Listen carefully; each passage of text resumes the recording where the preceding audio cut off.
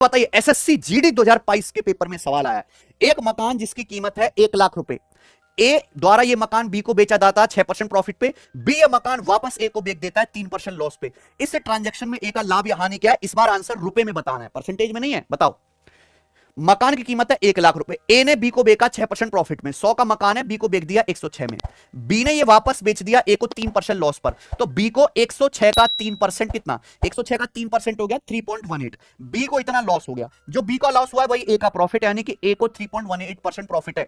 ए को 3.18% प्रॉफिट होगा, कितने की कार का, 1 लाख का, 1 लाख का 3.18% आ गया 3180, 3180 गेन, डी ऑप्शन, खत्म, लॉस नहीं गेन। ये बताइए टीजीएल 2024 प्री के पेपर में आया है, और आखिरी सवाल प्यारे बच्चों बताओ, 9.5 लाख रुपए का एक फ्लैट लक्ष्मण भरत को बेचता है 8% लाभ पर, भरत इसे 3% लॉस पर लक्ष्मण को वापस बेच देता है, पूरे लेन देन में लक्ष्मण का लाभ या हानि, देखो लक्ष्मण को लॉस तो हो ही नहीं सकता है, इस केस में प्रॉफिट ही होगा।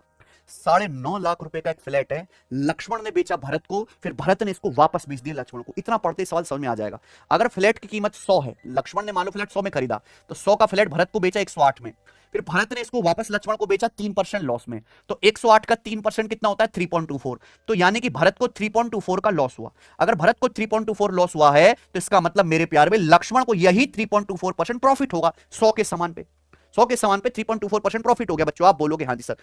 तो 9.5 लाख रुपए का कितना प्रॉफिट हुआ भैया लक्ष्मण को, 9.5 लाख रुपए का यहां पर 3.24% आ जाएगा। बताइए बच्चों,